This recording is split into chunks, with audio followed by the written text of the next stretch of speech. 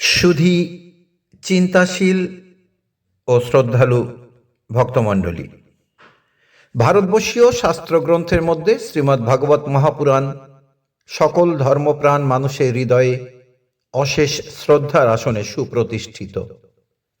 ভাগবত একাধারে ইতিহাস, পুরাণ, সংস্কৃতি ও আধ্যাত্ম তত্ত্বের এক অপূর্ব সম্মিলিত ভাবের প্রকাশ। সমগ্র বেদ শাস্ত্র মন্থন করে এই অনবদ্য তত্ত্বময় পরমহংস সংহিতা শ্রীমদ্ ভাগবত ব্যাসদেব বিশ্বের চিন্তাশীল ও শ্রদ্ধালু ভক্তগণকে উপহার দিয়েছেন। নানান প্রাচীন কাহিনীর সঙ্গে সঙ্গে ভগবান শ্রীকৃষ্ণের অনুপম জীবন পরিক্রমার মাধ্যমে একটি অপার্থিব অথচ সর্বাঙ্গ সুন্দর আদর্শ দেব মানবের চরিত্র আমাদের সামনে তুলে ধরেছেন। অপূর্ব ভাবময় এই মহাগ্রন্থ ভারতের মানুষের অমূল্য সম্পদ। আসুন সেই অনুপম গ্রন্থের অর্থাৎ শ্রীমদ্ ভাগবত মহাপুরাণের উদ্ধবের ব্রজে গমনের প্রথম পর্ব আস্বাদন করি। শ্রীকৃষ্ণ ও বলরাম তাদের বিদ্যাশিক্ষা সমাপ্ত করে গুরুর আশীর্বাদ নিয়ে মথুরায় ফিরে এসেছেন। দীর্ঘদিন পরে তাদের দেখে, তাদের কাছে পেয়ে বাসুদেব দেবকী, আত্মীয় স্বজন এবং মথুরাবাসীরা সবাই আনন্দে উৎফুল্ল হয়ে উঠেছেন। সমস্ত মথুরা যেন উৎসব সাজে সজ্জিত হয়েছে। এই উৎসব মুখর পরিস্থিতিতে যাকে কেন্দ্র করে এই আনন্দ উৎসব, সেই কৃষ্ণের মনে যেন কোথায় একটা বিষাদের ছায়া পড়ে রয়েছে। রাজ্য শাসন, মাতা পিতার সেবা, আত্মীয় স্বজনদের দেখাশোনা, মথুরাবাসীদের সঙ্গে সৌজন্য প্রকাশ সবই তিনি করে যাচ্ছেন, কিন্তু মনে যেন তার আনন্দ নেই। আনন্দময়ের মন আজ নিরানন্দে ভরা। কৃষ্ণ ভাবছেন, আজ মথুরাবাসীরা সবাই আনন্দে মেতে আছে, কিন্তু আমার বৃন্দাবন আজ আমারই জন্য নিরানন্দময়। আমি যখন সেখানে থাকতাম তখন সমস্ত ব্রজভূমিতে যেন আনন্দের প্লাবন বয়ে যেত। আমার বিহনে আজ আমার পিতামাতা, নন্দ যশোদা, আমার প্রাণীর সখারা, আমার প্রাণপ্রিয় গোপীরা, অপর ব্রজবাসীরা সবাই আমার বিরহে কষ্ট পাচ্ছে। তার উপর গুরুগৃহে বাস করবার জন্য দীর্ঘদিন তারা আমার কোনো সংবাদ পায়নি। আমি তো জানি যে আমি তাদের জীবন সর্বস্ব। আমাকে কাছে পেলে তারা আনন্দে নিজেদের সত্তা পর্যন্ত ভুলে যায়। আবার আমার বিহনে তারা জীবন মৃত অবস্থা প্রাপ্ত হয়। বৃন্দাবন থেকে আসার সময় গোপীদের খবর পাঠিয়েছিলাম যে শিগগির ফিরে আসব। কংস বধের পর নন্দবাবা যখন দুঃখিত মনে ব্রজে ফিরে যাচ্ছেন, তখন তাকেও বলেছিলাম মথুরায় আত্মীয় স্বজনদের সুব্যবস্থা করে ব্রজের জ্ঞাতিদের দেখতে যাব। বহুদিন কেটে গেল, অথচ সে কথা রক্ষা করা সম্ভব হয়নি। অন্তর্যামী কৃষ্ণের মনে আজ ব্রজবাসীদের কৃষ্ণ বিচ্ছেদের দুঃখ বিশেষভাবে অনুভূত হচ্ছে। ভক্তের দুঃখে আজ ভগবান বিচলিত হয়েছেন। সুতরাং তার অনন্য স্মরণ ভক্তের দুঃখের একটা প্রতিকার করতেই হবে, কিন্তু কেমন করে? কৃষ্ণের পক্ষে এখন ব্রজে যাওয়া একেবারেই অসম্ভব। কংসবধের পর কংসের শ্বশুর জরাসন্ধ কৃষ্ণের উপর ক্ষিপ্ত হয়ে আছে। জরাসন্ধ একবার নয় 17 বার মথুরা আক্রমণ করেছিল। সুতরাং মথুরা ছেড়ে কোথাও যাওয়া তার পক্ষে সম্ভব নয়। 2-3 দিনের জন্য যে বৃন্দাবনে যাবেন তাও যুক্তিযুক্ত নয়, কারণ জরাসন্ধ গুপ্তচর মারফত টের পেয়ে যাবে যে কৃষ্ণের পালিত মাতা পিতা এবং তার বাল্য সখা সখীরা বৃন্দাবনে রয়েছে এবং তাদের প্রতি কৃষ্ণ অত্যন্ত স্নেহ পরায়ণ। সুতরাং আর কোনো কারণ না থাক, শুধুমাত্র কৃষ্ণের মনে কষ্ট দেওয়ার জন্যই জরাসন্ধ যদি বৃন্দাবন আক্রমণ করে ছারখার করে, তবে যে গোপদের রক্ষা করার আর কোনো উপায় থাকবে না। তাছাড়া কৃষ্ণ জানেন যে বাসুদেব দেবকী কখনোই তাকে বৃন্দাবনে যেতে অনুমতি দেবেন না। বাসুদেব দেবকী জানেন যে নন্দ যশোদার প্রতি কৃষ্ণের তীব্র আকর্ষণ। কৃষ্ণের খেলার সাথীরা সবাই বৃন্দাবনে রয়েছে। তাদের প্রতি কৃষ্ণের ভালোবাসা এবং কৃষ্ণের প্রতি তাদের স্নেহ আকর্ষণ কিংবদন্তির মতো এখনো ঘরে ঘরে গীত হচ্ছে। এই অবস্থায় কৃষ্ণ যদি একবার বৃন্দাবনে যায়, তবে তার পক্ষে সেখান থেকে ফেরা সম্ভব নাও হতে পারে। সুতরাং বাসুদেব দেবকী কখনো কৃষ্ণকে বৃন্দাবনে যেতে অনুমতি দিতে পারবেন না। আর মা বাবার অনুমতি ছাড়া কৃষ্ণের পক্ষেও বৃন্দাবনে যাওয়া সম্ভব নয়। প্রশ্ন হতে পারে, কৃষ্ণ না হয় বৃন্দাবনে নাই গেলেন, বৃন্দাবনের গোপদের যদি মথুরায় এনে রাখেন, তবে তো নন্দ যশোদা এবং সখা সখীদের সাথে নিত্যই তার দেখা সাক্ষাৎ হতে পারে। কিন্তু তাও সম্ভব নয়, কারণ বৃন্দাবনে কৃষ্ণ হচ্ছেন কারোর শিশুপুত্র, কারোর খেলার সাথী, কারোর নৃত্য গীতাদি রাসলীলার সঙ্গী। আর মথুরার কৃষ্ণ হচ্ছেন পরম দেবতা, মথুরার রাজা, সবাই শ্রদ্ধার পাত্র। তাছাড়া বৃন্দাবনে কৃষ্ণের গোপবেশ, তিনি সেখানে বনমালা পরিহিত এবং বংশীধারী। কৃষ্ণের এই সাজ পোশাক ছাড়া বৃন্দাবনবাসীরা সুখী হবেন না। কিন্তু মথুরার কৃষ্ণ রাজবেশধারী। মথুরায় লোকেরা কৃষ্ণের বৃন্দাবনী বেশ পছন্দ করবে না। একই জায়গায় মাধুর্য এবং ঐশ্বর্য, বৃন্দাবনের ভাব এবং মথুরার ভাব কখনোই থাকতে পারে না। সুতরাং দেখা যাচ্ছে বৃন্দাবনবাসীদের মথুরায় এনে রাখাও সম্ভব নয়। কৃষ্ণের বৃন্দাবনে ফিরে না যাবার কারণ জানা গেল, কিন্তু ব্রজবাসীদের এই দুরন্ত কৃষ্ণ বিচ্ছেদে দুঃখের অন্তত একটা কিছু উপশমের তো উপায় করতে পারেন, নইলে তারা যে মারা পড়বে। কৃষ্ণ নিজে যেতে পারছেন না বটে, কিন্তু তার সংবাদ নিয়ে কাউকে তো ব্রজে পাঠাতে পারেন। এটা অন্তত মন্দের ভালো, কিন্তু কাকে পাঠাবেন এমন লোক পাওয়া তো খুবই মুশকিল। কৃষ্ণ ঠিক করলেন যে এই দৌত্য কার্যে তারই প্রিয় সখা উদ্ধব, যিনি দেবগুরু বৃহস্পতির শিষ্য, মহাবুদ্ধিমান এবং বৃষ্ণিবংশীয়দের প্রধান পরামর্শদাতা, সেই উদ্ধবই একমাত্র উপযুক্ত ব্যক্তি। তাই কৃষ্ণ একদিন নিরালায় উদ্ধবকে ডেকে তার দুই হাত চেপে ধরে অতি স্নেহ স্বরে বললেন, গচ্ছ উদ্ধব ব্রজং সৌম্য পিত্রর্নৌ প্রীতিমাবহ গোপীনাং মদ বিয়োগাধিং মদ সন্দেশই বিমোর্চয়। হে সৌম্য প্রিয়দর্শন উদ্ধব, তুমি ব্রজধামে গিয়ে আমাদের পিতামাতা নন্দ যশোদার সন্তোষ বিধান করো। আর আমার বিচ্ছেদে গোপীরা যে ভীষণ মনোকষ্টে রয়েছে, আমার সংবাদ দিয়ে তাদের সেই মনোকষ্ট দূর করো। কৃষ্ণ জানেন যে কাজে তিনি উদ্ধবকে ব্রজে পাঠাচ্ছেন সে কাজটা অত্যন্ত কঠিন। ব্রজবাসীদের কৃষ্ণ বিচ্ছেদের দুঃখে সান্ত্বনা দেওয়া একমাত্র কৃষ্ণের পক্ষেই সম্ভব। কিন্তু তা যখন সম্ভব হচ্ছে না, তখন এমন একজনকে পাঠাতে হবে যে কৃষ্ণের একান্ত প্রিয় সখা, অত্যন্ত বিশ্বাসী এবং কৃষ্ণ হৃদয়ের কথা সবই জানেন। তবেই তিনি ব্রজবাসীদের অন্তত কিছুটা সান্ত্বনা দিতে পারবেন। উদ্ধব ছিলেন কৃষ্ণের পিতৃব্য, দেবভাগের পুত্র, সুতরাং সম্পর্কে কৃষ্ণের ভাই, পরমাত্মীয়। উদ্ধব ছিলেন কৃষ্ণেরই প্রায় সমবয়সী, দেখতেও অনেকটা কৃষ্ণেরই মতো। উদ্ধবের সৌম্য চেহারা এবং শান্ত ব্যবহারে সকলেই প্রাণে শান্তি অনুভব করে। তাছাড়া উদ্ধব পরম জ্ঞানী, দেশ কাল পাত্র বুঝে যুক্তিপূর্ণ কথা বলতে বিশেষ পটু। সুতরাং দৌত্য কার্যের পক্ষে আদর্শ। কিন্তু যে কাজে উদ্ধবকে পাঠানো হচ্ছে তা তো কোনো রাজনৈতিক উদ্দেশ্য প্রণোদিত নয়। এ যে হৃদয়ের কথা, বিশেষ করে গোপীদের জন্য কৃষ্ণ হৃদয়ের নিষ্কাম প্রেমের বার্তা। কৃষ্ণ হৃদয়ের এই নিগূঢ় কথা উদ্ধব এতদিন জানতেন না। এ কথা কি যাকে তাকে যখন তখন বলা যায়? কৃষ্ণ উদ্ধবকে বললেন, আমার সংবাদ নিয়ে ব্রজবাসীদের, বিশেষ করে গোপীদের আমার বিচ্ছেদজনিত দুঃখ দূর করো।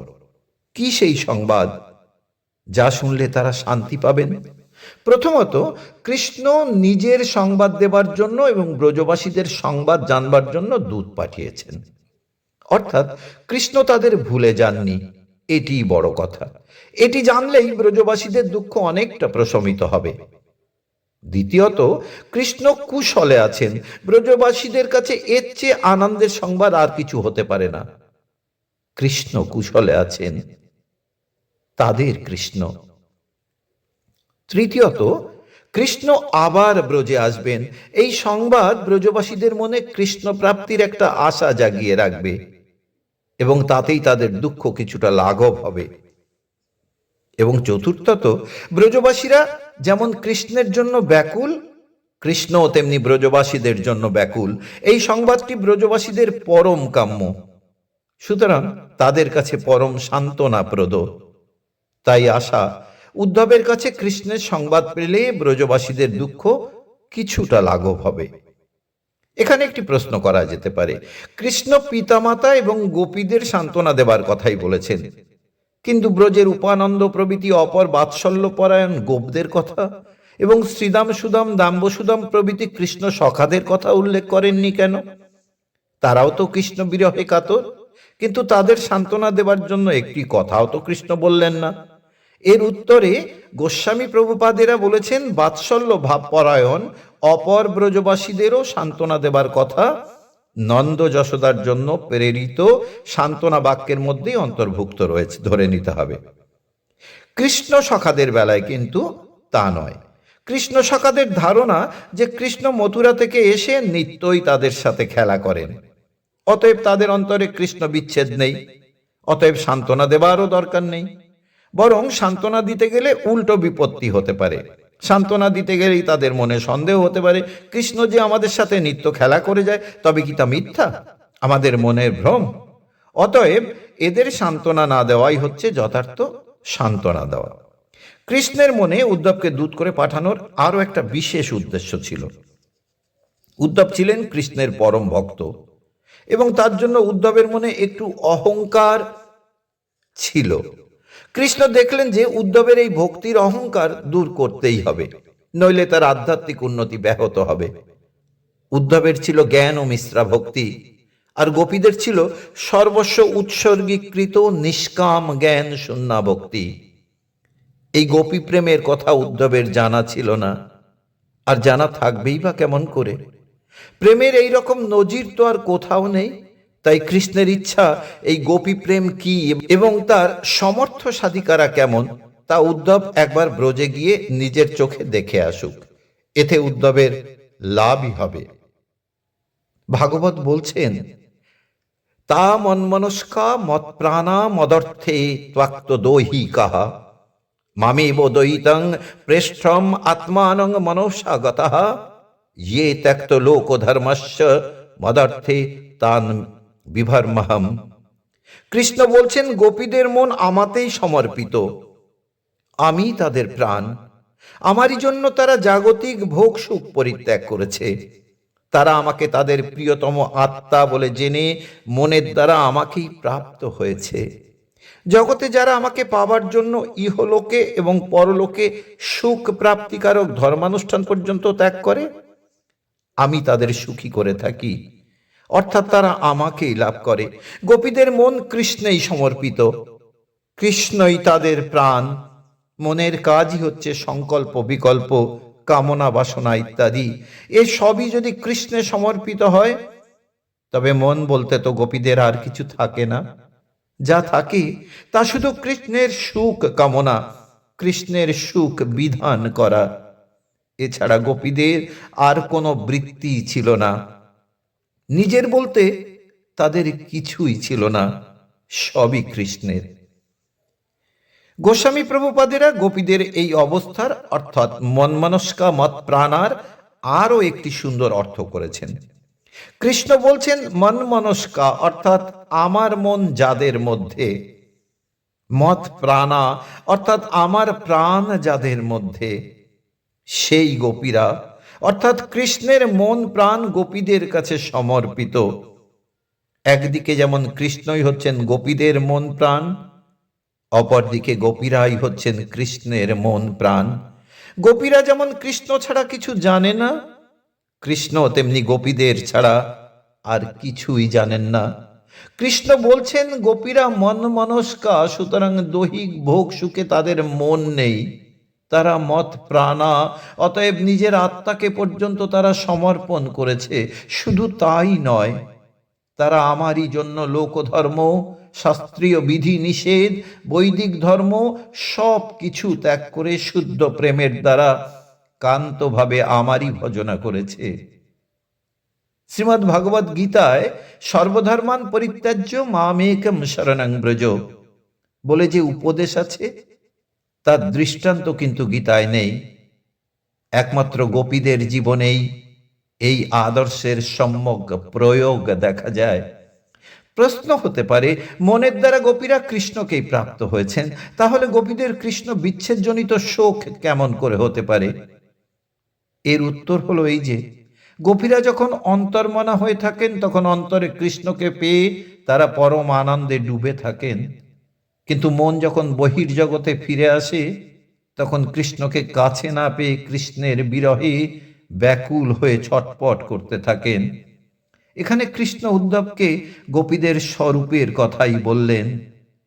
ময়ি তা প্রিয়সং পৃষ্ঠে দূরস্থে গোকুল স্ত্রিয় স্মরন্ত ইয়ঙ্গ বিমুহ্যন্তি বিরহ উৎকণ্ঠ বিহ্বলা।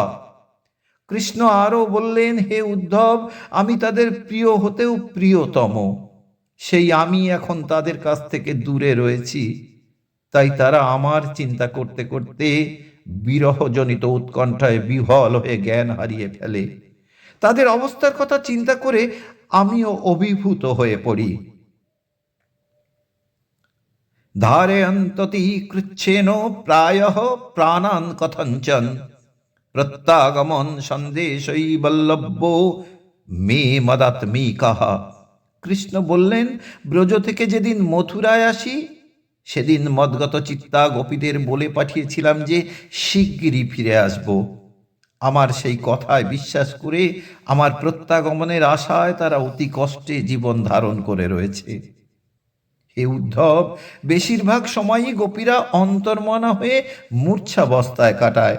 সেই সময় তারা অন্তরে আমাকে লাভ করে বটে, কিন্তু মন বাহ্য জগতে ফিরে এলেই আমার অদর্শনে তারা মরণাধিক যন্ত্রণা বোধ করে।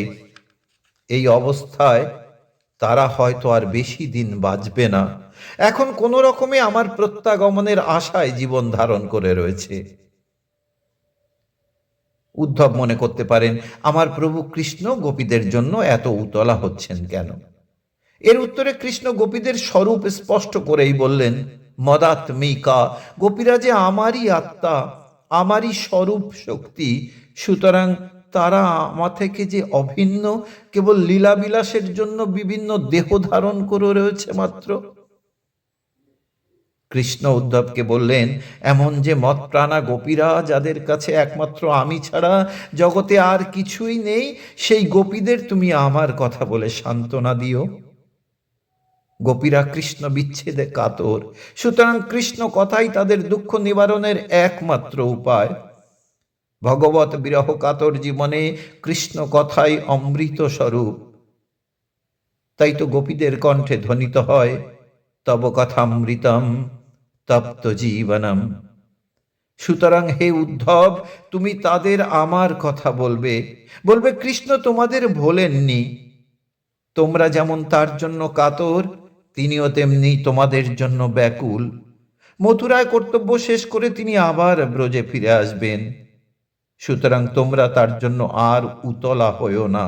এই ছিল গোপীদের জন্য কৃষ্ণের সন্দেশ বার্তা।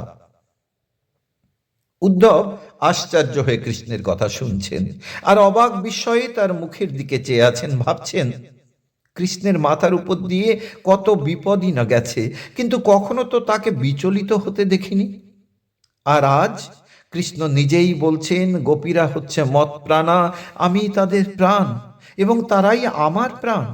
আমি সর্বদাই এদের জন্য ব্যাকুল। যিনি সদা নির্বিকার, যিনি সদাই অবিচলিত, তারই ব্যাকুলতা।